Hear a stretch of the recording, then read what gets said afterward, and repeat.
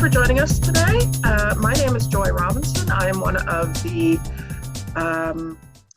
librarians at Piscataway Public Library. I forgot what I do, sorry. It happens. I'm just fangirling all over the place today. So I just sort of forgot my purpose. Anyway, thank you for joining us. We are so excited to welcome a panel of just fantastic artists and creators. We are going to do some quick housekeeping. We have to thank the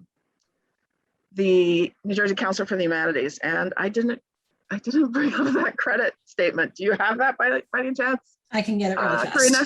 Karina? I was too busy, like, just sigh. All right, so here we go. These programs were made possible by a grant from the New Jersey Council of the Humanities, a state partner of the National Endowment for the Humanities. Any views, findings, conclusions, or recommendations expressed in these programs do not necessarily represent those of the National Endowment for the Humanities of the New Jersey Council for the Humanities. Wonderful, wonderful. So, thank you. Thank you to the National Council for the Humanities, and thank you to our attendees, and most especial thanks to our panelists. Today, we are welcoming David Crownson, who is the author of Harriet Tubman Demon Slayer, a series of graphic novels that is just, I mean, I'm sorry, the title alone, okay? You just had me at Harriet Tubman. And then, you throw Demon Slayer, oh man, okay.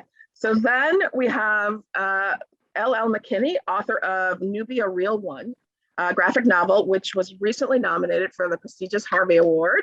Yay. Ms. McKinney was named one of the Roots 100's most influential African Americans of 2020. Latrice L. McKinney, writing as L.L. McKinney, is an advocate for equality and inclusion in publishing and the creator of the hashtags #publishing paid me and #what WOC, or Women of Color Writers Here. Her works include the Nightmare verse books, Marvel's Black Widow, Bad Blood, and more. Next, we have Robyn Smith, who is a cartoonist and the illustrator for Nubia Real One. So team effort today. Thank you for joining us. She is the creator of the Saddest Angriest Black Girl in Town. And we are just delighted to have you with us today. Next up is Nico Vasilo. Oh, sorry, Nico Vasilo, sorry. You feel free to correct me because— It's barely a name. I boast Nico. If you say, hey, you know Comic Nico? Everyone goes, Comic Nico, yeah. And he's the author of Kid Riot, the graphic novel series that is a phenomenal effort at representation and illustrating identity. We're just so pleased to have him. And then last and certainly not least, we have Caitlin Yarsky. She's an artist for many comics, including Black Hammer, Bliss, and the Coyotes. Now, I'm going to ask those of you who had very, very short bios to give us a little bit more information about what you do, how you came to be doing what you're doing, and just share with us anything that you're willing to share. Okay, so why don't we start with David, please? Right. Okay, so what led you to a career in graphic novels? Well, what led me is, I just wanted to scare racist white people with my comic. And no, I'm kidding. I'm kidding. I'm not. I mean, valid. I'm not mad at that answer. No, basically I just grew up just as a fan of superheroes and just comic book storytelling. Like, I think the first graphic novel I read was a collection of the Death of Superman series. I was like 6 years old. My dad bought me that. I think my dad had problems. I don't know why. He got me this really bloody, violent thing where Superman's being beaten to death. But I I just got like that was my first introduction, right? Like not Christopher Reeve, nothing else. That's my introduction to Superman, and he dies at the end of it. They tell you in the title, and I was like, he gonna be all right. But like, no, he like died. So that, and then also I think the next book I got was Batman Nightfall, where Batman gets his back broken. Like DC was going through a lot in the 90s. So it was just all this stuff where like the hero like lost. And that's what got me into comic books, and just started reading Spider-Man, Daredevil, and then I would just get the Sunday newspaper and just go through comic strips like Peanuts, this book series called Curtis, because it's the only Black character in the Sunday newspaper. But yeah, I think I would just make like little cartoons just for fun when I was 9, and they were like super corny. I couldn't like draw to save my life, but I was like, this is great. Like, look at my baseball glove hands. I'm an amazing artist. But exactly. But yeah, I just did it for fun, and just everything with Harriet Tubman Demon Slayer kind of happened by accident. I was focused on like my backgrounds in acting and in screenwriting, and I, just kind of had the idea for it, and it was I just thought it was like funny and also just interesting. I'm like, like what if like Harriet Tubman knew martial arts and like beat up a racist werewolf or something like that? I don't know. And then it was just like a fun, like silly, goofy. I was very sober during this idea, by the way. But I just thought it was just like a fun idea. And then in November of 2016, the politics in America had a giant shift. And I was just kind of witnessing certain people be racist toward this woman who was wearing a hijab, and it was okay to do it. And it was it was in like a Walmart in like Branchburg, New Jersey, where I live. And they were like interrogating this lady, and I was like, whoa, like, racist people should not feel confident and feel good about themselves. I should make that goofy idea that I had as a comic book. And here we are. So yes, it was to scare racist white people. Mission accomplished. Good job. and make Black people feel good. All right. That was the main part. That was the B-side. That was the B-side. People of color. Excellent. Thank you. LL, would you like to answer that question? What led you to a career in graphic novels? You were a YA writer.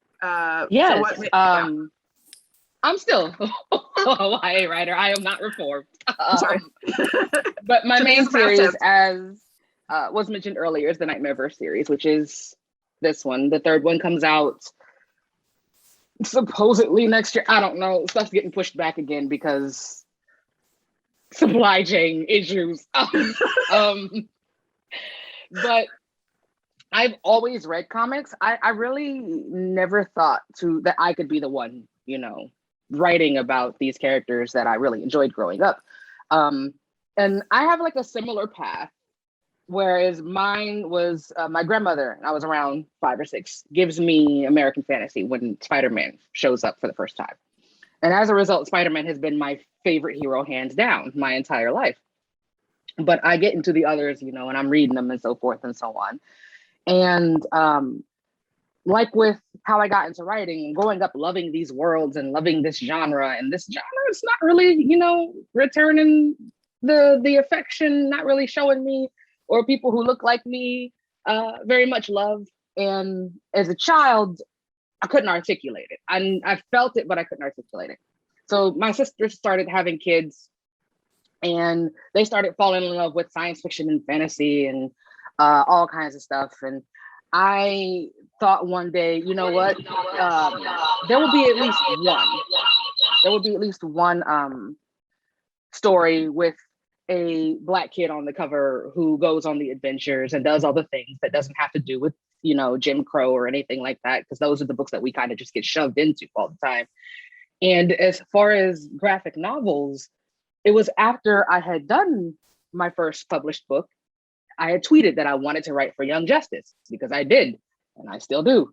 And someone from DC who had read A Blade So Black saw the tweet and then hit me up and was like, pitch us something. So my original pitch was for Young Justice, a graphic novel, Young Justice. A graphic novel featuring Young Justice. You wouldn't know that I deal with words day in and day out the way that I speak. And so I pitched it, and Nubia was in that pitch because I was a huge Nubia fan, and then doing Nubia dirty for as far as I was concerned, I was gonna put her back in there. Y'all gonna print Nubia again if I have anything to say about it. And they loved her. She kind of jumped off of the page more so than the rest of the team.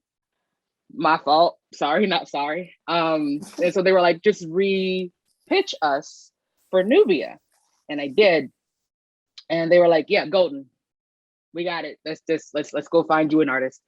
So that's how it literally was an accident. I was just on Twitter one day, like lamenting that there was no season 3 yet. Now I want to write for Young Justice. And so that's how we ended up with this coming into fruition. It was just, yeah.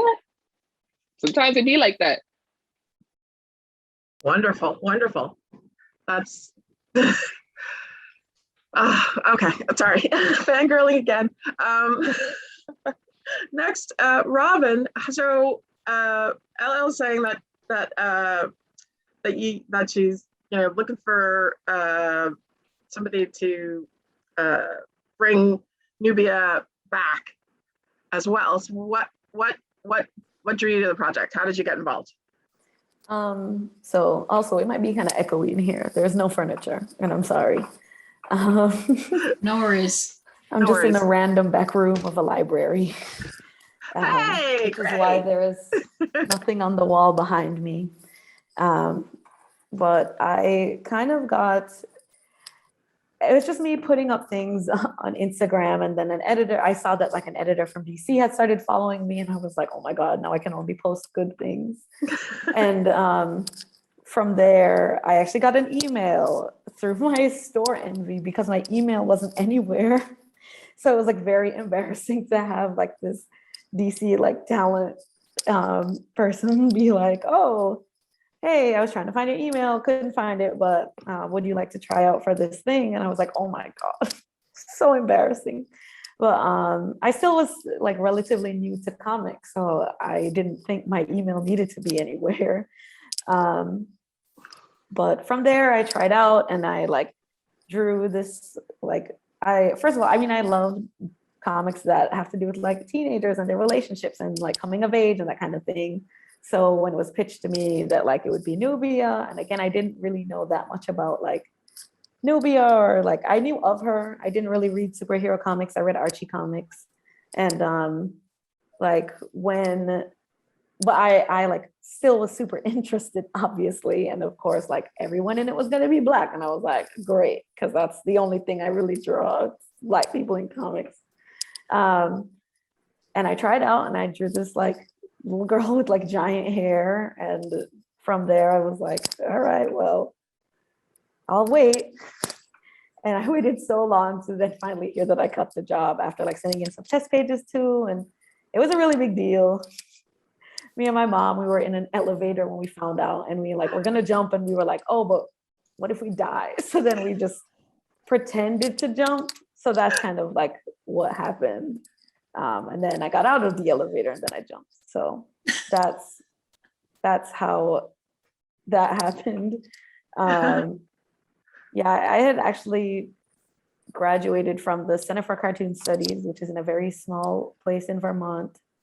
And that it was actually attending that school that got me more into comics, which it should have been the other way around, where I was like super into comics already. So I decided to go to this cartoon school, but I just knew that I wanted to tell stories, and I knew I could do it with comics because I was a portrait artist before I did comics. And then that's sort of like how it happened.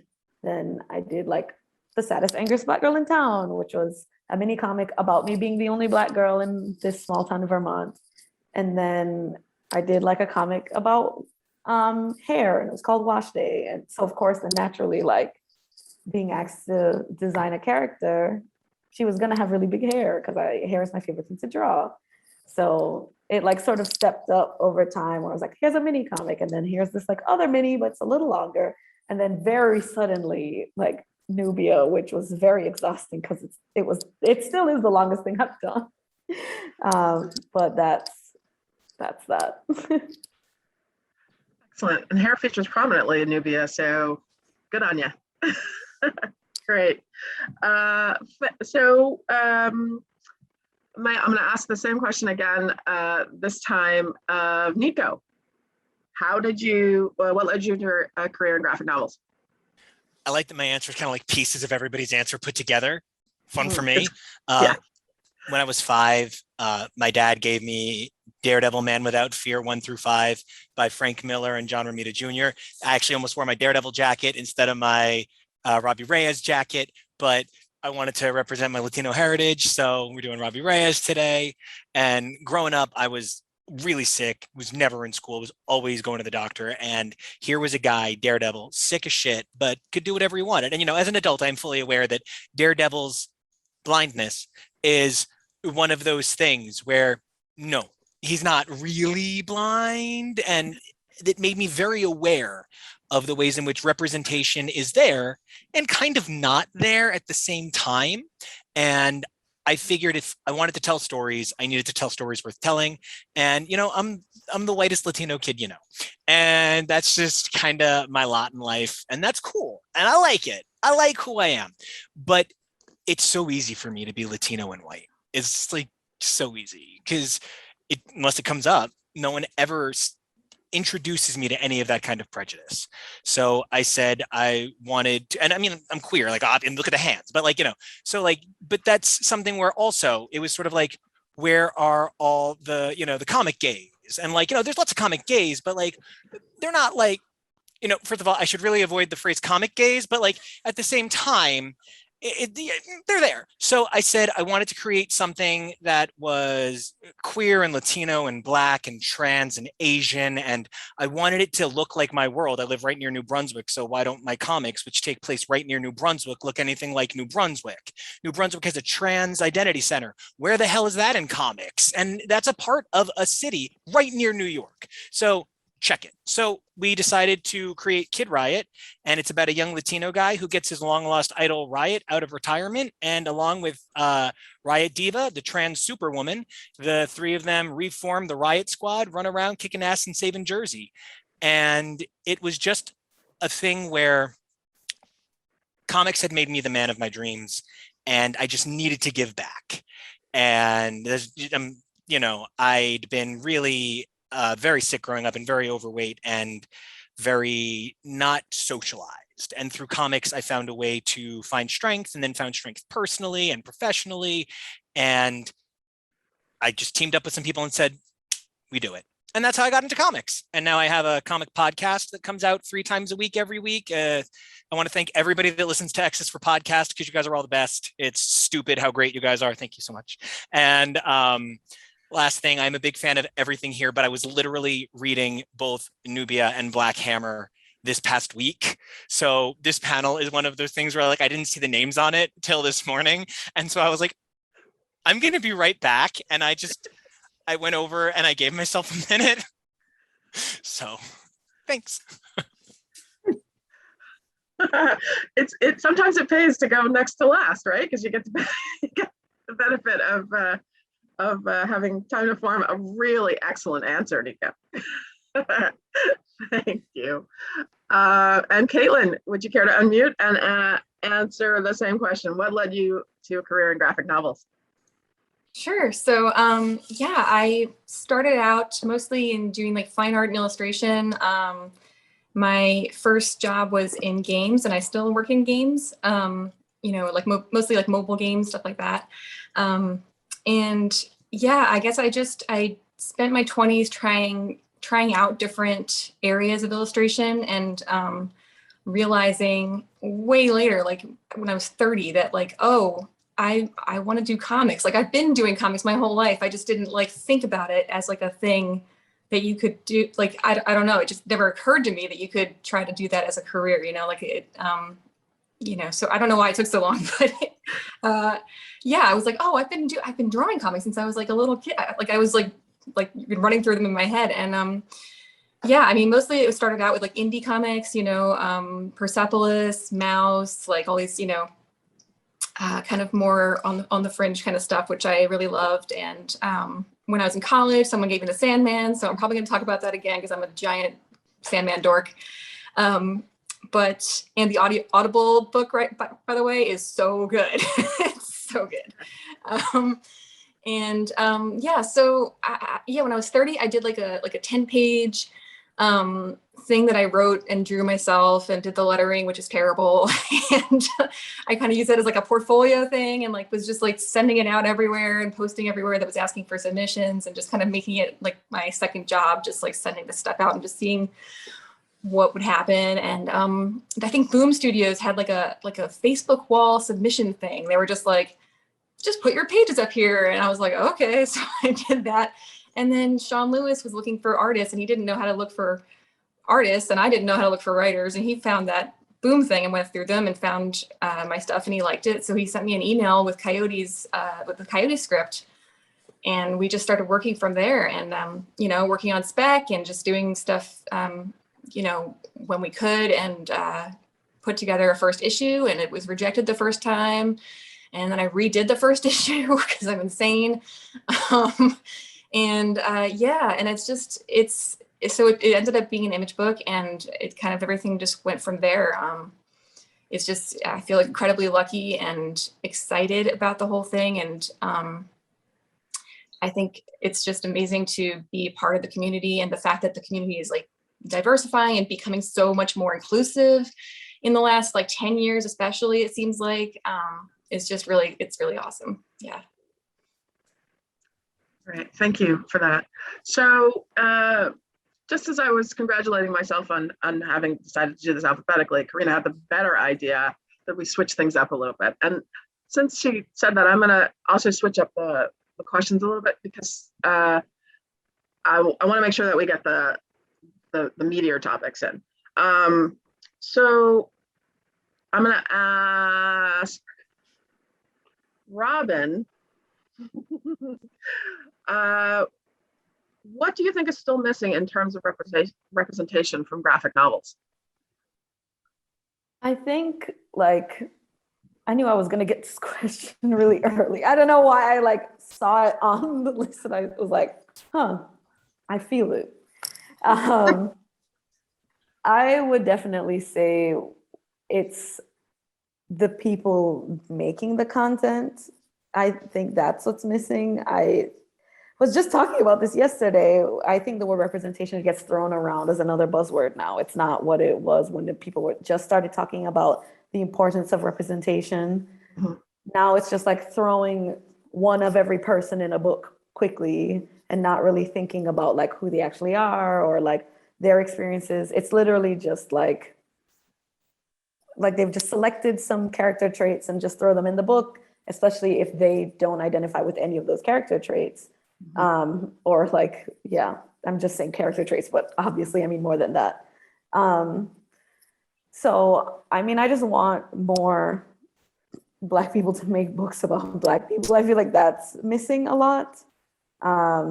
Just to like give a specific example, I feel like the Black friend is, I talk about this a lot too. I feel like white creators, like the Black friend or the Black best friend is always a fashion designer or like there's some like weird creative, like, oh, I'm so free, like kind of friend, like, oh, go on girl, just do it. Like, you know, like they're there to support. And because that, like, they're not like from the hood or something, they're like from that community. It's like, oh, we're just sort of confronting these stereotypes but instead they're just creating a whole new like mold for the Black friend to fit in. So I think what's missing from representation is actually having people who have these experiences create the work, because at the end of the day, like it's still so easy to just exclude us and be like, well, we got it in as much as we could. Like, look, at least Now we need to see ourselves. I feel like that's just another thing that people say a lot too. And without feeling it or meaning it, it's, yeah, because, oh, you know, a child like sees this character and it reminds them of themselves. But I feel like a lot of people are saying that now are very, like, it's very easy to say that without actually like having the proof of that. Wow. Okay. Anybody want to follow that? I'm so sorry. I accidentally hit a bunch of buttons and I was like, what's happening? I'm not. Well, Nico, you just touched on it a little bit in your last answer, right? So do you want to elaborate on that a little? I mean, you know, I super duper agree with you, Robyn. I think for me, I think we need to remove the othering from inclusion, right? I am so tired of hearing, and look at the gay person doing the gay thing for us. Look at how that Latino got to be so brown.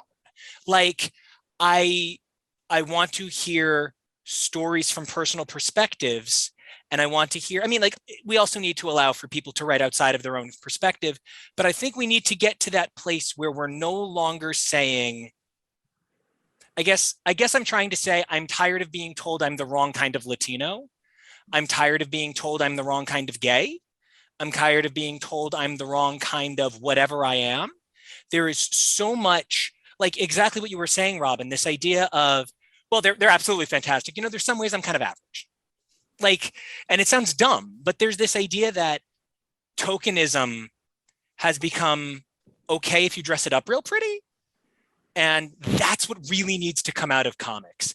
I know no one is looking to follow the most boring, plain people in the world, be boring and plain, but there's a lot of fascinating in mundanity. There is a lot of fascinating in the real identity of who people are. And you don't need to dress them up so pretty. Like, someone can just be, period. And like, I really feel you, Robyn. That's what's missing. That's what I don't get enough of. It's so great that I get to be gay when it's time for a wedding, and I get to be Latino when it's time to talk about how much I love rice and beans. But like, it's one of the things that I'm actually dressed as Robbie Reyes for. One of the things I thought they got because I have a little mini me, of course. One of the things I thought they got the rightest was he loves muscle cars. Like, what a small element that's a huge part of Latino identity. Like, you know, in terms of like in big cities where like a lot of kids grow up, they don't have a lot of things, they can work on cars together. That's something that I know a lot of Latinos grew up loving, was the idea of that's going to be my freedom. I'm going to start working on it now. I'm going to build it up. I'm going to learn cars. So if something happens, I can take care of myself.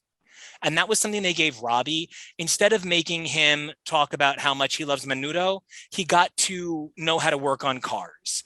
And that for me was a moment where I felt like comics got it right. And there's not enough of that. Okay. Yeah. Yeah. I actually, if it's okay to interject, I was thinking about this. I actually think about this all the time, because the few projects I've worked on so far have had a lot of people of color in them, and I'm a white girl, you know what I mean? And like, I feel like a lot of mixed feelings about that. Like, sometimes I feel like, who the hell am I to be drawing, you know, these characters? Like, you know, like where's that line? And, you know, when do I have the right to do this? And you know, how do you go about this respectfully? Like, you know, I mean, I think honestly, like, ideally, I wouldn't be drawing Black Hammer right now. You know what I mean? I'm excited to, I'm thrilled to, but I feel like it's not necessarily the most ideal person to be doing the job. So yeah, I'm glad we're talking about this stuff, because I think about this a lot. One of our main characters, Riot, is a powerful Black gay man, and I love him so much. And I cannot tell you the number of times I've been like, hi, look, I feel really bad, but you're the 9th person. I'm just double checking this dialogue is okay, please. Okay, please. I wish that I didn't have to be a person out there writing Riot, and that there were so many other Black writers given opportunities to write their characters, that my character wasn't getting any attention for it. Because I feel the same way. I'm terrified sometimes. Like, did I do this trans person a disservice? Let me ask 15 more trans people. And like, but my trans friends, my Black friends, my Asian friends, they're not my criticism pool. they don't exist in my life to just tell me if I got them right. So like, having a system of beta readers and beta lookers, and it's exhausting, but I'm with you, Caitlin, because like I said, I'm the whitest Latino kid, and like, there's times I'm like, hi, I'm only a little Latin, hi. Because like, it's so awkward. But, I was told something really important a long time ago at a convention that really changed my life. And it was, if you're Latino at all, you're Latino enough, and never forget that. And that like completely changed my life and made me much prouder of who I am. And, and now I dress up like dead Latino ghosts. This is a thing that we talk about in publishing a lot, especially when it comes to, because I forget who said it earlier, it's like the call for diversity went out, and it was like, we need diverse books, which is one of the things. And what immediately happened is a bunch of white authors stood up and said, I will write the diverse book. I will speak for the voiceless. Meanwhile, the rest of us are over here like, could you sit down and shut up for a second? That's the problem. I'm just being honest. And so it's just this grappling that we've been going on with the questions of like, should I be doing this? Should I not be doing this? And I like to tell people, it's like, first of all, you're grown, right? We're all grown. We're all adults. We're going to do what we want to do. The thing that people need to realize is, one, don't be out here asking somebody permission for it, because they can't give it to you. No one can speak for the collective. We are not a monolith. So even if I was like, yeah, that's cool, that's not me giving you permission. That's me in my set of circumstances and my experiences saying that I don't see any issues with this. I've also been drinking the same Kool-Aid as everybody else, and I've got internal biases. Like, I am also incredibly fair-skinned, and there are things that I'm not going to catch. So it's one of the things where it's like, yes, include us, please do. But when it comes to certain stories or things like that, maybe defer, and I think this has to do with the lack of stories, like Robyn was saying, it has to do with Robyn saying where there's nobody behind the scenes doing it, because a lot of these characters, honestly, they just look like, the only thing Black about them is the color that was picked in Photoshop. I'm just gonna be honest with some of these characters. And it's because you don't have that cultural touchstone where you can inject that little bit of, like you were saying, Nico, that little bit of, this is what makes them a whole person, not this caricature that you're now creating, a brand new one, trying to avoid the old one. Now we have two caricatures. Thank you. And I think a lot of that has to deal with the lack of stories as well, because a lot of the criticism that I find when you have one of the only books that does this is people from both in the community and outside of the community will come to it and they will be expecting certain things from it. And it's like, oh, it's not that the book is bad or didn't do something. You wanted a different book. That's what that is. You wanted a different book, which is fine. My book's just not that. And what we're not going to do is fault my book for not being that, because somebody out there has written that. Now the process is getting the people up top to open up to let more of those stories come in, because that's the issue that we face. Is if there were 50 Nubia stories, if someone didn't like this one, they would have another one to go read from. It's the same with any other character or any other type of representation. Like you were saying with Daredevil before, if there were a plethora of other superheroes who were dealing with disabilities, not like the magical disability, because that's what that is. It's a magical disability. But if it was true, then Daredevil would be there and he wouldn't be the only one and people wouldn't be looking. And so like the dearth of stories is part of the issue. People are looking for different books sometimes, and just like we're all not a monolith, somebody's going to be looking for something specific. Meanwhile, that book served everything that somebody else was looking for, and them getting what they needed out of it can't be discounted. So I've never heard that put so well in my entire life. Yeah. Like I've literally never heard, I've been on hundreds of panels, like literally at this point in 15 years, I've never heard that put so well. I heard that from Tracy Dion, who is the author of Legendborn, which is a Black girl in the midst of like this King Arthur type situation on this campus in North Carolina, and it's racist secret society. It's such a good book. But yeah, that's what, because she was having to deal with a lot of, people. It's one of the only books with a Black teenager in modern day America off doing fantastical things. And so people, criticize it. She's like, oh, you were looking for a different book. And it's like, I've never thought of it. That's brilliant. That's where it came from. Wonderful. And hopefully, if they're looking for a different book and they don't find it, then they'll be the creator of that different book. Seeing you out there, seeing what you all put out there is inspiring, is the thing that's gonna, be the impetus to more people saying, oh, I can do this. Oh, I have this idea. Oh, wait, I didn't think Nubia was gonna do that. I'm gonna write a story where Nubia does this. So, take that credit, and run with it. David, I'm sorry, I didn't give you an opportunity to speak on this topic. So would you please? Should I ask the question again? Yes, shit. Yeah, yes. I was like all listening intently. I was like, yo, you making some good points, but oh shit, I didn't go yet. like damn. So for the benefit of those who might have just joined us and to make sure that we have this question out there again, what is still missing in terms of representation from graphic novels?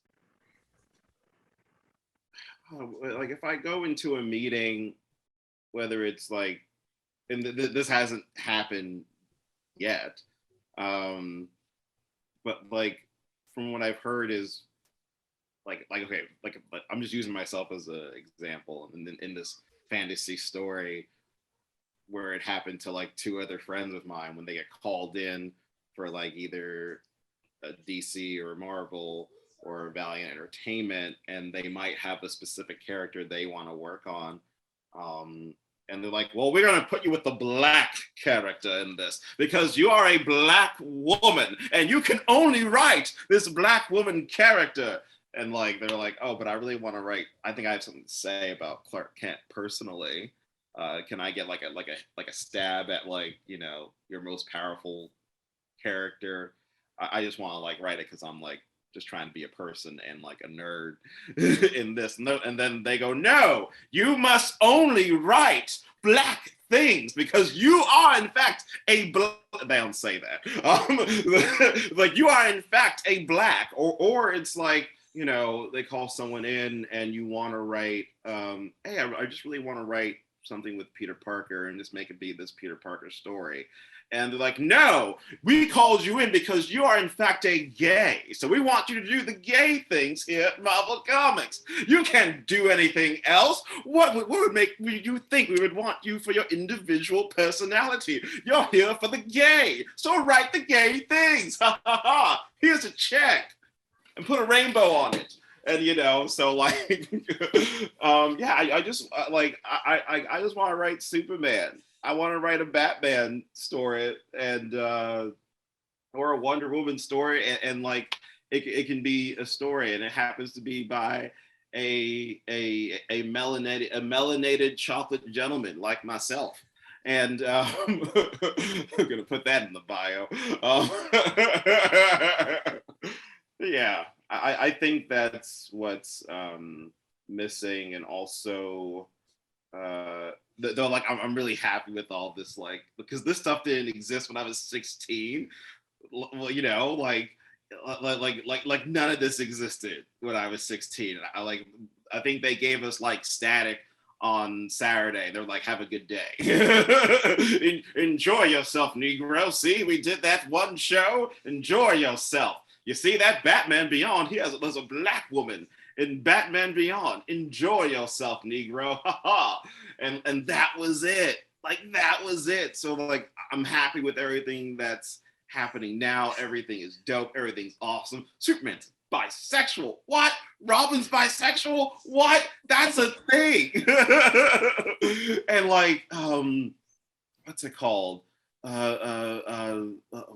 like freaking finally, Harley Quinn and Poison Ivy finally came out. Finally, the context was there for those paying attention in the 90s. But like, they can just say it, and it's not this like, oh, the world exploded. It's like, hey, this just is, you know, this is a regular Tuesday. You know, so I just want it to be that everyone here can cross to doing Black characters, Latino characters, queer characters, and also do like the Superman, do the Wonder Woman, do the Batman, Peter Parker, Daredevil thing, and it's just a regular Tuesday. It's not like we discovered fire and stuff. What's it called? Yeah, I want to be called in to do Batman and Superman, and not, all right, we called you in because Batman's black now. So Negro, write a story about how Batman has to have a cowl on and maintain his shape up in that cowl. How's he going to do it? Does Batman use cocoa butter? Write it, Negro, do it. Or yeah, you know, I just assume this is how they talk in those meetings. I haven't been in the room. Like a British Dixie Carter, absolutely. Yeah. Y'all are killing me.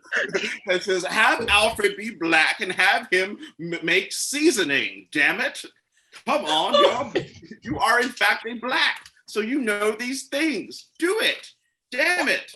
I love something that you're saying too, because like you're really touching on something that I think is like endemic to the problem.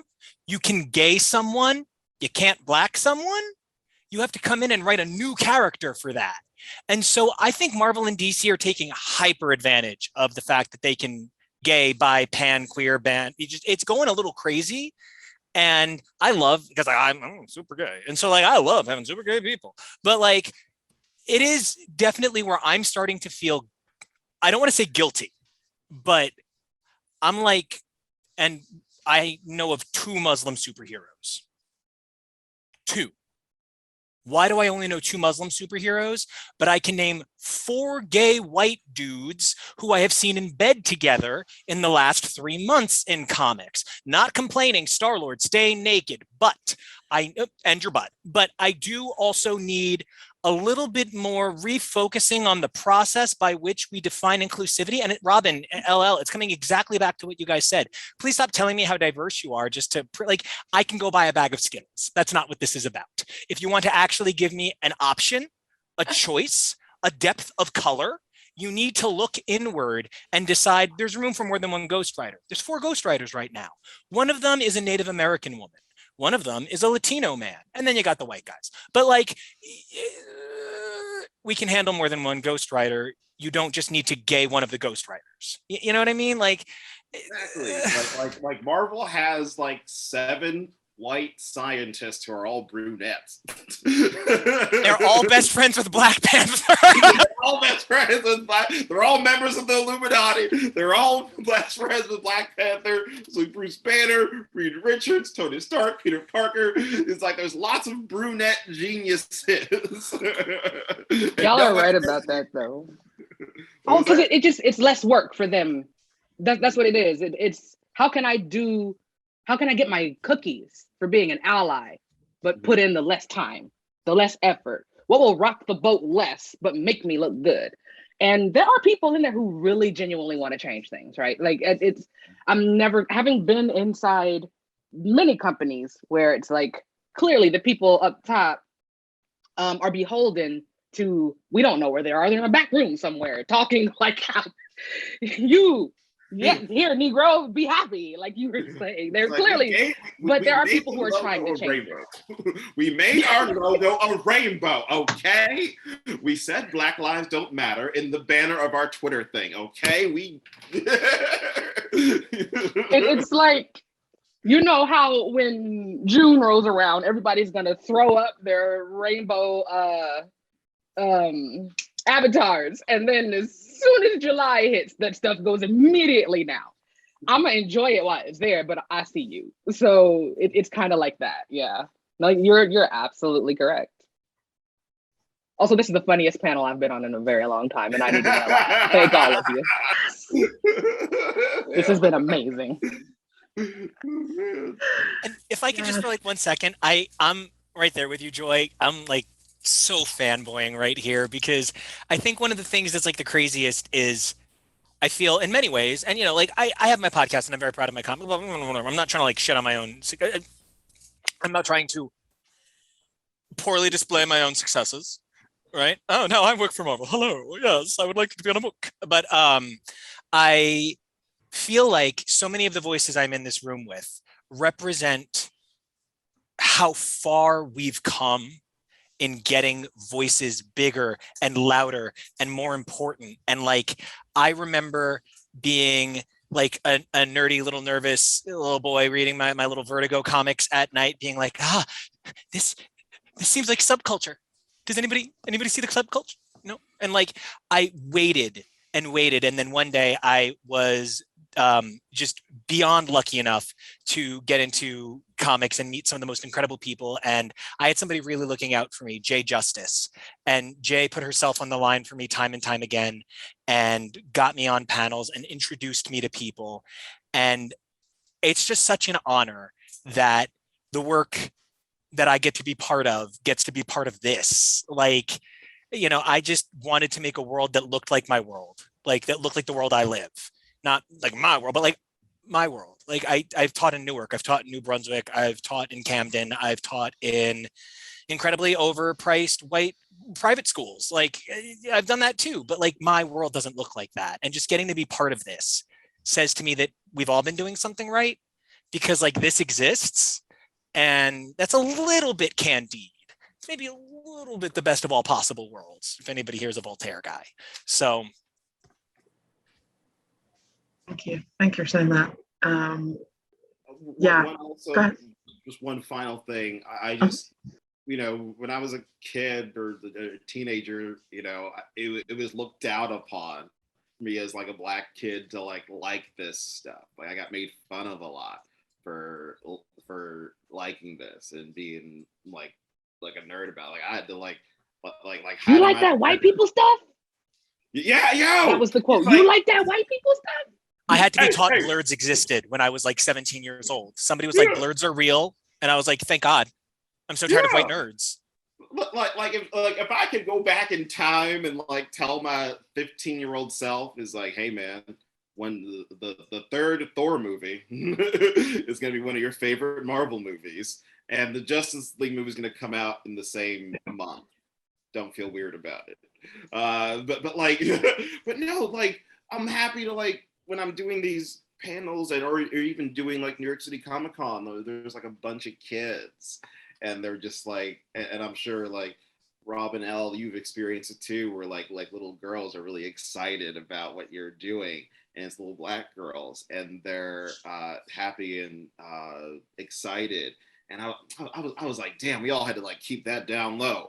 We'd be like, you know, talking about, you know, what happened last night on Smallville, or yo, did you see Spider-Man yet? And then like some people walk by, change the subject. Yo, did you watch Love and Basketball? Yeah, I watched Love and Basketball. Yeah, that's my favorite part. Yo, Omar Epps. Yeah, that was a beautiful ending, even though this is kind of a toxic relationship. But like, you know, it just feels really good now. So that's yeah, been there, done that too. And you know, I'm probably a good 10 years older than most of you on here, and so I was even more in the closet for like being a black nerd and you know liking that sort of stuff. So yeah, this is, you know, that's part of the reason I'm fangirling all over the place, is because like, you know, one of the, you know, the questions is, you know, I remember when Halle Berry, when she was Storm, and like there was like all this talk about there being a Storm movie, right? And it's 20 years later, 15 years later, and we've had a Wolverine movie, we got a Scarlet movie, we got a whole bunch of other, like, you know, and we got Wonder Woman. Michael Morbius movie. Michael Morbius. Exactly. exactly. No one knew So- who he was outside of the animated Spider-Man show. I'm sorry. I'll go back to being muted. No. I'm like, Preach. don't get me wrong. I love that Vita wrote Morbius for like a year before they decided that no book can be longer than 11 issues and they had to end it. But like, why? Why movie? Why movie now? Why movie now when we've come so far? Who said pasty vampire representation? Go! Like, what was the vote like on that? Hey, pasty vampire lives matter. Right? They need that representation, brother. Don't hate. I need Miguel. They haven't been seen, brother. They haven't been seen. No. I need Spider-Man 2099 so much more than I need any sort of fucking I'm so sorry. Any sort of Fruit Looping Carnage situation. Nico, my fans are 14 and they're Okay. Y'all have made I so mean, much if work they- for me when I do the video editing after Yeah, this. we're gonna have to. I'm Yeah. gonna have to bleep it all over the place. Bleep. That's all right. Radio edit.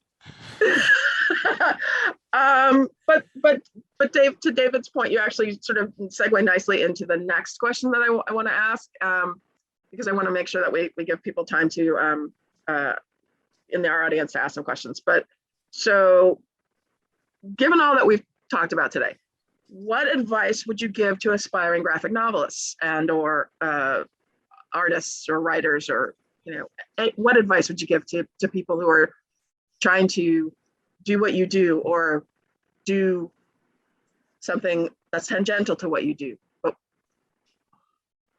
Robyn. Robyn, yeah, you've been quiet. You've been quiet. Are you drawing us? Is that what you're doing? Are you sketching? No, I'm drawing Nubia. All right. Her be hair quiet is and do that. her hair is not on yet, so I don't want to show you. Here, I help. Look, here she is. There's Nubia and all her friends, and that's her hair. Look at that. Yes. I keep copies in every room in my house, and I'm not kidding. I got mine too.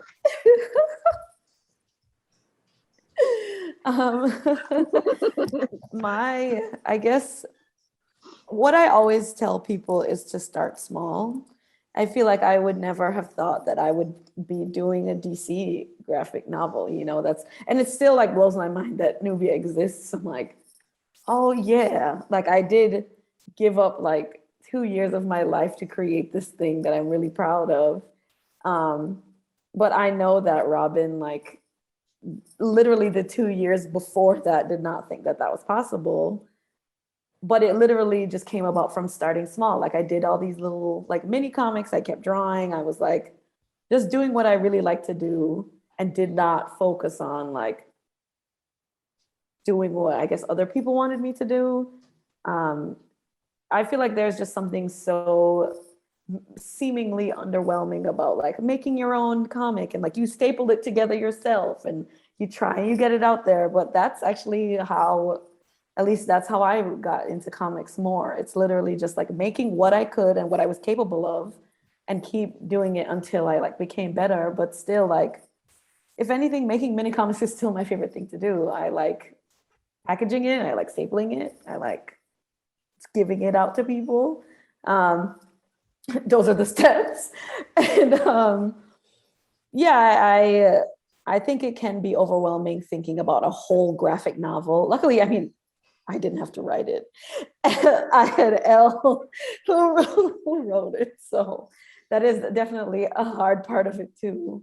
But like when it comes to definitely like writing and drawing my own comics, I think about a story that's maybe even just 8 panels. And then from there, I'm like, oh wait, but I need some more in there. And then suddenly I'm at like 4 pages. And I'm like, oh, there could be another character. And then, it builds until it becomes, for me, it stops at a mini. But for like anyone else, it could get larger and larger. And there's so many, I'm still working on it. I should have been done working on a graphic novel, Wash Day Diaries. But it came about from like doing Wash Day, which was only 28 pages. And now it's like 190 pages. And again, I didn't write it. So I do have the advantage of not being the writer, specifically for this book too. But both Jamila Rouser, who's the writer, we started super small. Like we just like met each other and we're like, let's do this thing. And then it's kind of blowing up and now we have a graphic novel. So this is just a very long-winded way of saying to start as small as you want. Excellent, excellent, thank you. Anyone else want to pop in with some advice to aspiring graphic novelists or aspiring creators, I should say? That's probably the Network. That's it. Network for me. Network. Make friends, meet people, be inspired, inspire others, read their work, have them read your work, give each other feedback, make friends, have experiences, develop a personality that works within your industry by learning other people in your industry. Learn that maybe screaming all the time doesn't make a whole lot of friends. So learn how to be slightly quieter in public settings. Like, interaction goes a really long way to understanding the industry. And that's part of what cons and panels really make a whole lot easier. Yeah. And I'd say be okay being bad.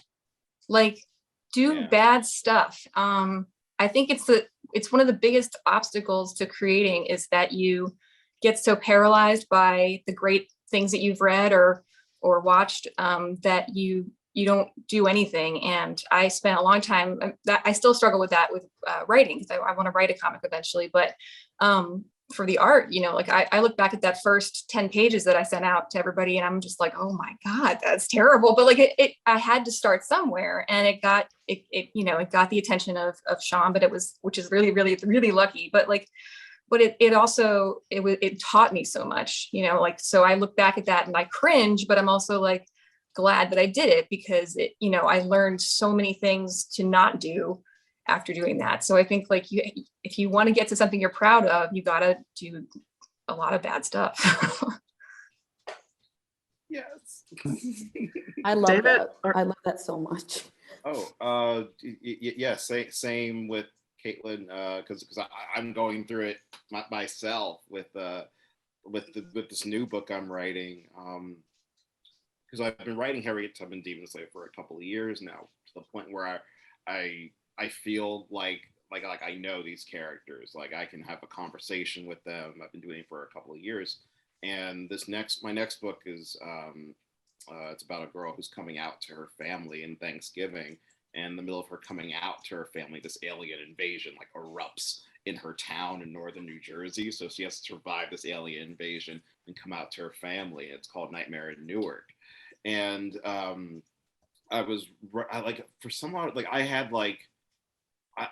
realized I can't write that book the same way that I write Harriet Tubman Demon Slayer. Like Harriet Tubman Demon Slayer, I've literally written that book in my sleep. But and just something about most of the stories take place at night, and it's like a big horror thing. I usually write it at night when I'm sleep deprived. This new book, I gotta be fresh, because I'm still getting to know who these people are, and then I kind of panicked because it's a limited thing where it's only 7 issues, and it's like a 7-issue graphic novel chapter. So I was like, I gotta say everything I gotta say. But yeah, just be okay with failing in rough drafts and getting it all out there. I also think writing in different places helps. Usually I would write either in my town library in Bridgewater, or at a coffee shop, or I would just write in my room, but it would be just really stale when I would write. But something about me just changing locations helps out. It just stimulates a whole new creative focus when I change locations. Have a life, go out and be with people. You gotta be with people, because that's, I don't know about anyone else here, but I get a lot of my stuff just from being out with my friends and people that I love, or even meeting new people, this I think certain things inspired, I call it inspired conversation, when I'm meeting someone new who I don't usually talk to, and just kind of hanging out with them, and they kind of help me with a point of view that I might not have experienced. The Nightmare in Newark You know, I'm a straight cis Black man, and I'm writing about a queer Black woman coming out to her family, and that's a sensitivity that I don't have. So having to do research to get underneath emotionally what that feels like. I know there's like a big alien invasion, there's lots of like fun, but I really wanted to get in those shoes of like this person that I'm going to be spending the next like 100 pages with.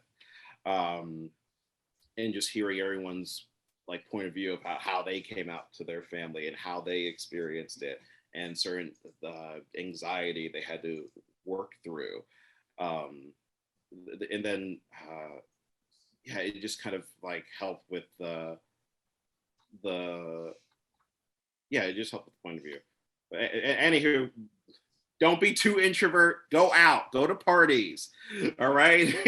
Don't cancel plans. Go out with your friends. Don't just stay home and binge watch You on a Friday. Go out with your friends. Sorry, I like that terrible TV show You on Netflix. I don't know why. Because Sorry. it's fun watching dumb people suffer. Yes. Yes. Exactly that. Like The Bachelorette. But yeah, just go out with your friends, be with your friends, and be around people that are Team You, and connect to your childhood stuff. Your childhood stuff is what's going to sustain you. At least I think. And what else? Yeah, that's all I got. That's plenty. That's good. I'm going to second what you said about maintaining your hold on your childhood. Don't let the fact that you like something and you might perceive that other people might view you a particular way for liking it stop you from embracing it and doing what you want to do with it. And because we were talking earlier about, oh, you used to like that white people stuff or whatever, like that was a thing. And, you know, for a while you just kind of tamped it down. You didn't talk about it, you know. It's a lot of the things that were liked are mainstream now, so that's different, but there's still, you know, niches here and there that people like certain things. So what I'm getting at is you have something important to say, and only you can say it the way that you can say it. There's someone in the world who needs to hear what you have to say the way that you have to say it. And that includes being influenced by all of these things. And I'm gonna let my petty flag fly for just a little bit. There's nothing quite like having been told that I couldn't play Power Rangers with the other kids because I was a Black girl, and I'm creating Power Rangers canon now. So like, there's nothing like it. There's nothing like it. Success is the best revenge. It really is. Best revenge is your paper, as the great Queen Bey says. So that would be my advice, is to don't self-reject and don't stymie yourself. There's plenty of people and opportunities and things in the world who will do that for you. Don't let yourself be an obstacle that you have to overcome. And I know sometimes it's hard to be your own best cheerleader, because we are also our own worst critics, but surround yourself with people who won't stand for anybody talking bad about their friend, and that includes their friend. I'm gonna write that. That's gonna be like my new pillow needlepoint thing. Don't be an obstacle for yourself. I'm sorry, say that again. Better than I just said that. That right. I think that's what don't be an obstacle. Don't self-reject. Don't self-reject. Don't tell yourself no before. Make everybody else tell you no. Make everybody else tell you no. Don't tell yourself no. Wonderful. Ask for the thing. Have the audacity to ask for the thing, please. Because whatever it is, I want it. I want to read whatever it is you're going to have the audacity to ask to put in the world. And if you really need someone to put you down, go on Twitter. Write it. Go Twitter. That's true. If you need that fix, go to Twitter. That's a good plan. All right. So we want to open it up to anyone out there who has some questions in our audience? Yeah, I believe Okay, Emma has Emma. a question. Okay. So Emma, I've just given you the ability to talk. So if you could tell us our question. Is the mic working? Yep, we can hear you. Hey, okay. So my question was, is it possible to write and illustrate a comic, like your own, I guess? How would you do that? I don't know. I only do the writer half. So anybody here do both? Because I don't. I do very minimal art, but when I do art, it's just, you start with one side of the idea. You just have to start somewhere and build it together piece by piece. You might be a stronger artist than writer, so maybe you want to rely on your storytelling through, image. Maybe you feel a little bit stronger about your writing at this point, so you want to focus on how to keep the images a little bit simpler so the story can be told clearly. The core really starts at where you feel good. Writing is about reflecting what's inside outward, and so is art, right? So if you want to create something that's completely you, that's all you, start with you and the idea you have. Exactly like Robyn said, don't worry about what other people want from you. Start with the idea you want from you and let it come together pencil bit by pencil bit.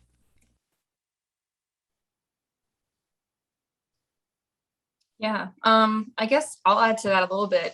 I did my own writing on a 10-page Buffy story, and I was super excited about it because I freaking love Buffy. But it was, I think one of the biggest things I was learning as I was doing that, because I'm usually just doing the art, I don't do any story stuff, and so it was really scary. But what I was learning is how to pare it down and edit down, like how to take out everything that you don't need and just keep what you do need for the story to move forward. And then everything else is just extra. So like everything else is just like flourish, but like, you can write and write and write and write and write, just vomit on the page, just do, write everything you can think of. And then just kind of start, pare that down as much as you can until you get like the core of what you want to say, and then you can add your little flourishes to that. That's what I learned about writing anyway. I'm not sure if that's helpful, but yeah. No, it's very helpful. Does anyone else have any questions? You feel free to put them in the chat if you don't want to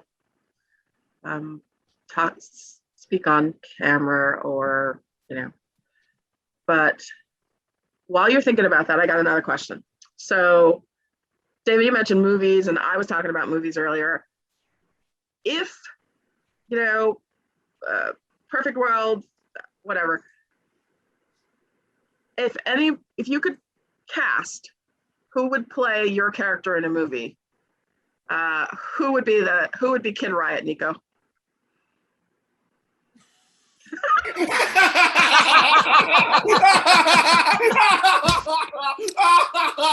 Okay. Scarlett Johansson. I did not realize this was a transgendered Asian man, so I don't think Scarlett Johansson is the right actor. Thank you. Well, she does, though. That's the point. Listen. Don't erase Scarlett Johansson. Don't be sleeping. It's a little bit funny. I would love to cast Kid Riot, but I think because Kid is meant to be manic, youthful energy in a way that he's sort of meant to be the idea of wanting to save people without the weight of emotional stress. And I feel like that's not something, I feel like that's something I want. It's going to sound so dumb, but like, I don't think I've seen somebody carry that.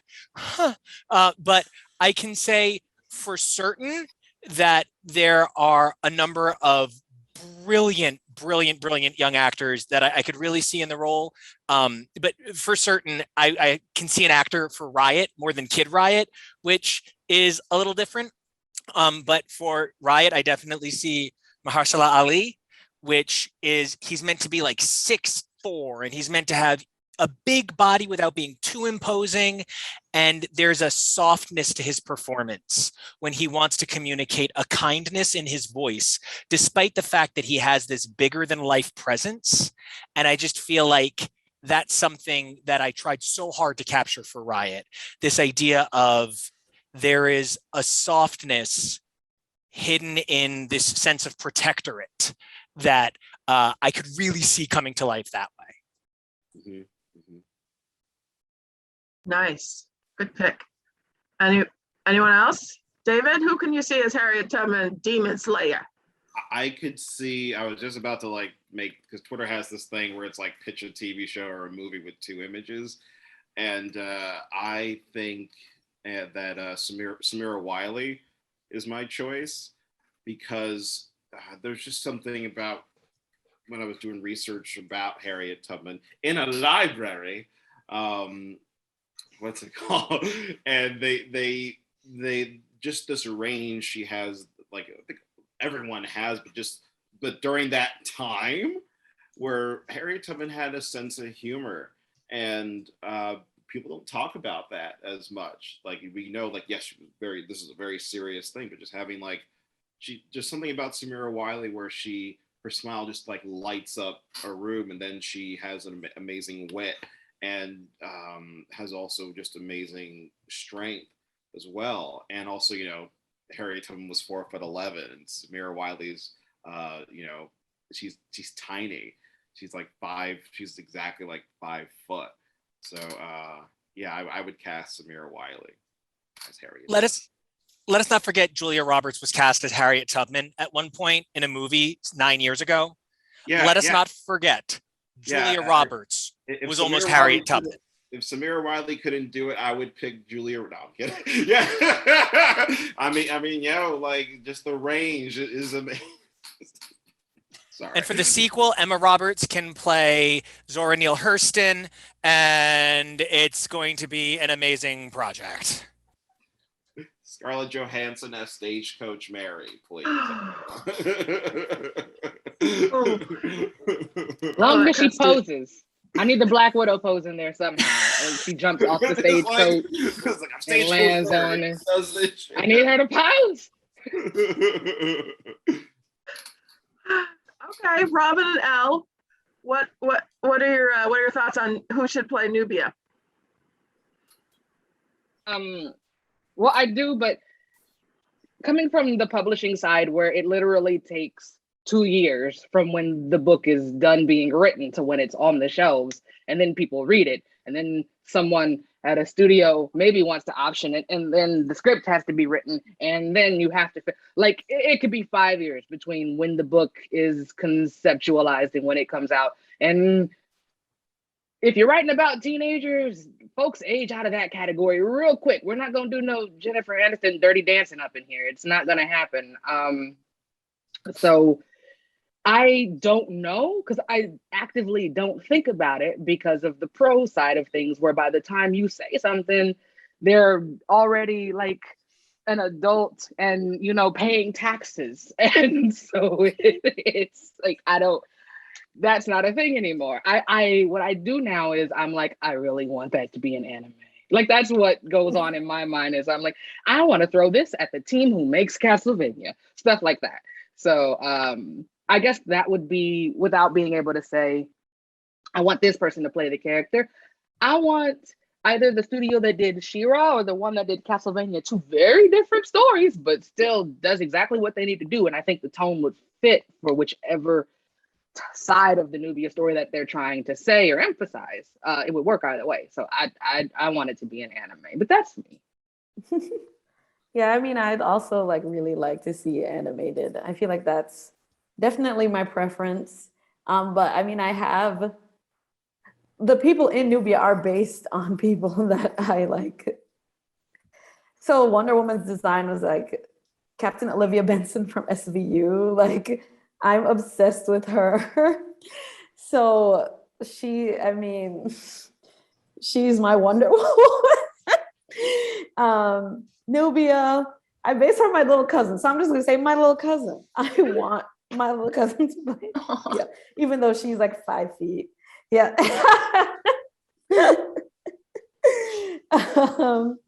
And I don't have like actor. The only person that I've thought about who I'm like, oh, she has like cute little dimples like Nubia does is Marseille Martin, who's in Blackish, like the little twin. I really like her. I don't feel like she's an actor, so I'm sure she could play Nubia, but she doesn't remind me of Nubia. I think her features look a bit like Nubia. Like she has the gap and the space. And the gap and the dimple. So I'm like, oh, well, that's cute. But yeah, everyone else in the book is just a friend or a family member. So they're casting it. I don't care. Excellent. Caitlin, you want to speak to this? If do you feel comfortable, or if you want to, since you're creating your Buffy, is there someone you had in mind when you were creating your version of Buffy? Una, my sister Una was actually the one who modeled for it. So probably her, but well, I don't know. She's not really into performing. She's pretty introverted. So I'm not sure. I didn't think about the Buffy story so much. I was thinking about Black Hammer a lot. I was thinking about Viola Davis. I think she would be freaking awesome as like the older Lucy Weber. And I was thinking for Bliss, I was thinking, although he's not Japanese, I was thinking about Lin-Manuel Miranda, because he looks a lot like that character. And again, the guy who volunteered to model the character isn't really an actor, but he resembles him a lot, and I love that actor. So yeah. Good picks. Nice. All right. Okay, so I'm gonna ask, I don't see any questions in the chat. Did I miss anything, Karina? Nope, we're up there. So, all right, so what are you all working on next? Some of you touched on it, but how about, sorry to do it to you, Robyn, but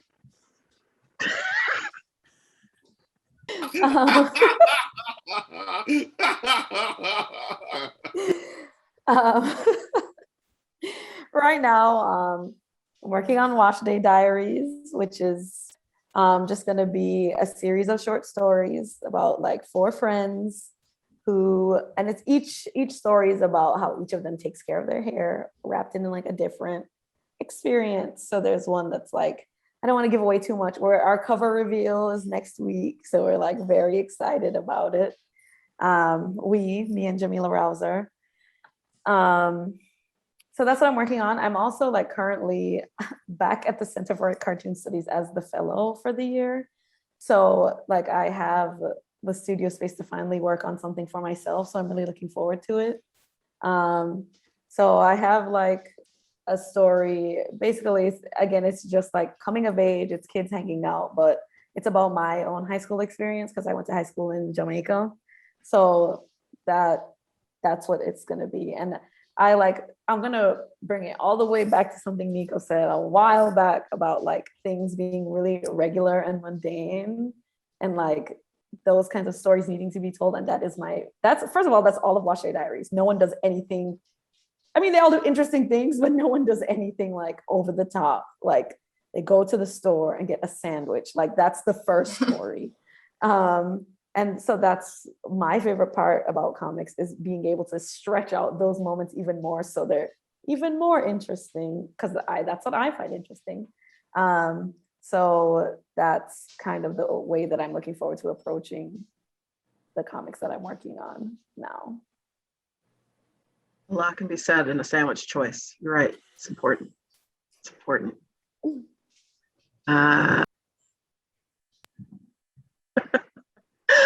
Okay, so I'm sorry, Caitlin, you are working on, what's your next project? I have no idea.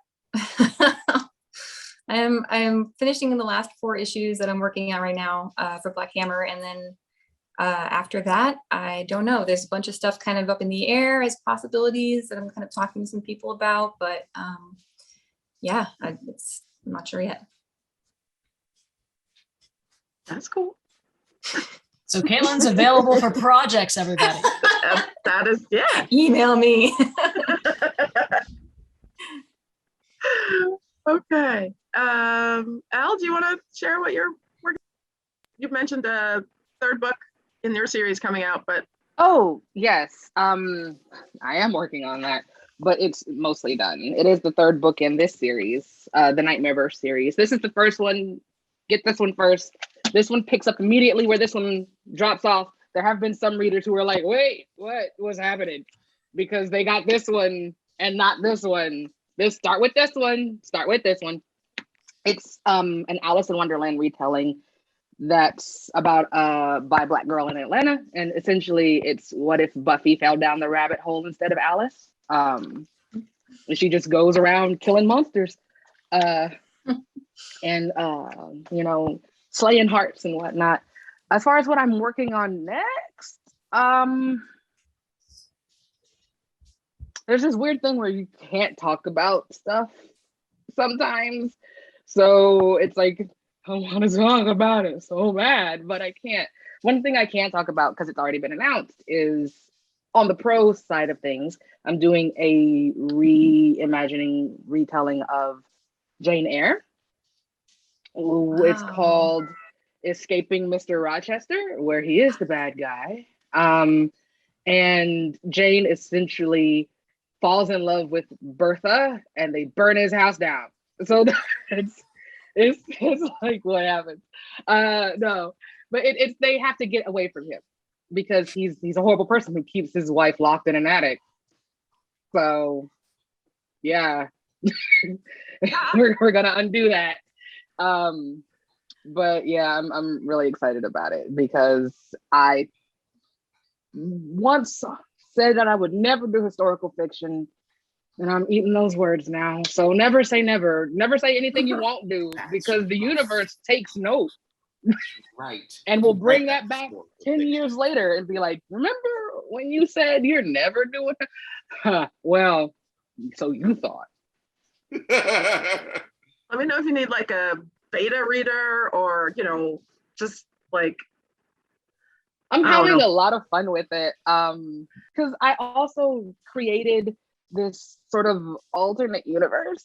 Both Jane and Bertha are Black girls, and it's a lot of fun. Just to sort of poke holes in this idyllic sort of historically fantastical notion of what people think of when they think of historical stories or historical romance. And it's like, that's not at all how things were, but you're cute. At least you're pretty. Like, that's usually how I think about it when folks get into the whole, oh, there were no people of this particular skin tone or from that particular culture running around during this time. It's like Black people didn't get minted until 1619. Like that's exactly what folks think. So hot off the presses, we weren't around at all before then, unless we were starting a war with the Greeks. Like that's just about it. So they shoved that entire when everyone thinks of the Ottoman Empire, they just shove this entire like 2 continents together and just throw them in these movies. It's like, okay, so yes, that is from ancient Persia, but that's Nubian. What are you doing? Like, yes, there was cross-cultural things, but not, these are also 100 years of. Like, I'm that person during the movie. Black History Matters. Yeah. Excellent. Thank you. David, you mentioned your project already. Is there anything else that you're sort of marinating in your brain? Yeah, Nightmare in Newark is going to come out. Well, going to try to come out like the week after Thanksgiving, appropriately. Since nothing ever, barely any books or movies take place during Thanksgiving, it pisses me off. Everyone's like, it's Halloween, Christmas, Happy New Year, Valentine's Day. See you July 4th. Oh shit, forgot Juneteenth. Like that's how things work. But yeah, Nightmare in Newark is next, and then issue 6 of Harriet Tubman Demon Slayer is coming out on Halloween. And the next book is a book called Killer Bee, about this retiring assassin who meets this guy and falls in love with him. And she's, retiring from being an assassin, and she finds out her final hit is her boyfriend. So she has to go on the run with this guy that she's in love with, and deal with all this assassin action badassery. It's a romantic comedy with John Wick elements. And there's a thing I can't talk about. It involves Harriet Tubman Demon Slayer. You'll know it when you see it. But yeah, that's pretty much it. Gonna try to stay healthy, stay alive, go for walks, hang out with my friend's dog, and and that's it. That's great. That's great. All right, Nico, what's your next project or big adventure? I had to make sure I wasn't on mute. Sorry. I continue to make my crazy comic podcast twice a week, every week. I'm just so grateful for all of our listeners. We've grown so much. We have 28 voices across gender and ethnic, religious lines. The whole idea is it should be like walking into a comic shop. So we have a lot of stuff going on with X's for Podcast right now. Riot Squad Volume 3 is currently finishing up production. I have a story in an upcoming graphic novel edited by a New York Times editor. I don't know if the title's been revealed, but I do have a story coming out. It's very exciting. And then thing I can't talk about, but also if you check my Instagram and Twitter, you can find out more about my currently workshopping EDM musical. Well, it's an opera, but if you say opera, everybody goes, it's an opera. And I'm like, no, but it's an EDM opera. So it's not like an opera. It's like an opera, but it's not an opera. So I just try and say musical and hope that everybody just runs with it. Is now a good time to mention I'm a trained opera singer? It's never actually a bad time to mention that someone's a trained opera singer, Karina, just like for the record, like ever. Wow. We actually do have a question in the chat too. Victoria wants to know, how do you guys feel about webtoons? Would you ever consider creating a cartoon strip? I love webtoons. That's how I got through high school. Like, I mean, that's like going to like fanfic and webtoons and self-created things were a big part of the underground geek scene when you weren't, outwardly participating with other people because you would get made fun of or whatever. So it's like, I have this Gundam Wing fanfic tucked into my math book and I'm reading that instead of, so I love webtoons. I think I would like to try my hand at writing a webtoon someday, should I ever have the time, which seems to be never now. But yeah, I love them. I think they're great. And they're a good way for me to find new characters to obsess over. Anyone else want to speak to that? We did webtoons for a while. We ran custom strips that took place between the issues because our artist, they are a person who feels very much that like every page has to be beautiful. And I didn't know how to say you either move past this or the book doesn't come out.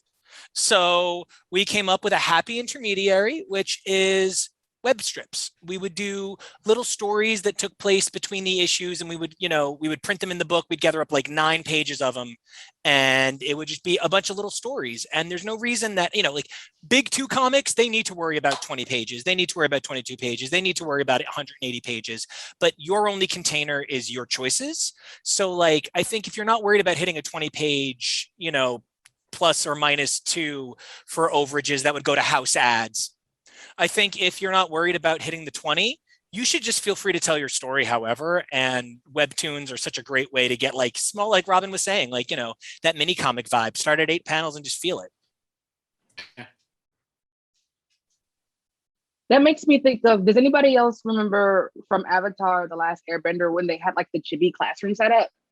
Like it would play immediately afterwards. A lot of anime do that too, where they're like, everybody's now in a classroom learning together. I love that type of setup. Yeah. So like that's genius, actually. I love it.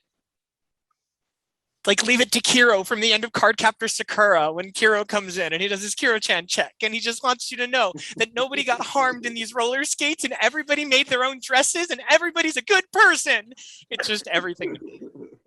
Oh my gosh, yes, my childhood.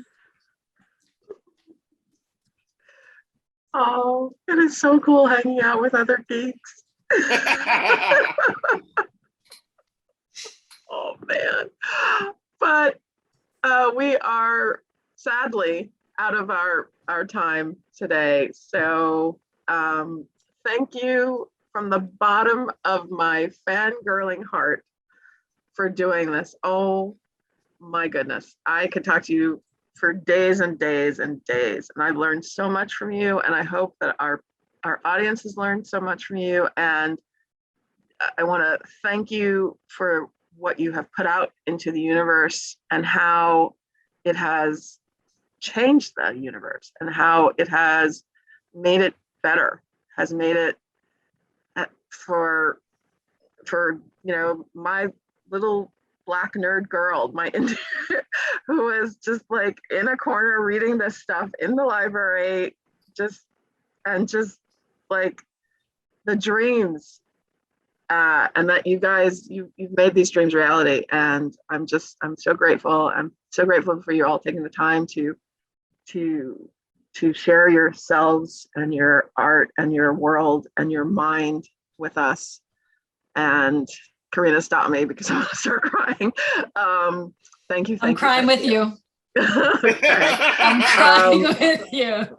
I'm thanking you on behalf of the other, future nerds and, that are seeing themselves out there, and just keep it up, please. Don't let yourself become an obstacle. Don't let anything else be an obstacle.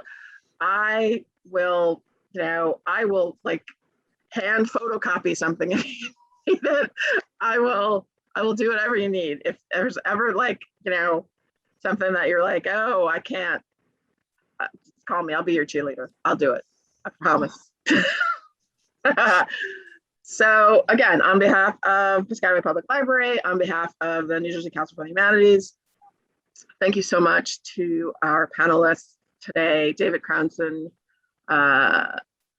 Robyn Smith, Caitlin Yarsky, LL McKinney, and Nico Vasilo. I'm sorry. I'm so sorry. I go by Nico Action. Like I just Nico Action. I just use action for everything. Everyone was like, why action? And I'm like, it's a verb. Kind of. Oh man. Oh, where you just took me. You just took me to Schoolhouse Rock. Right? Yeah. I'm just a bill. Yes, I'm only a bill. Okay. So This is too much fun. Yeah, it was. I don't know. Thank you. And be safe, be well, continue to create and just give that love to the world, because I'm telling you, you will get it back 10, 100-fold, because there's just so many of us out here that are just loving all of it. So, okay. Take care, everyone. Be safe. Bye. Thank you so much. Thank you guys so much. Yeah.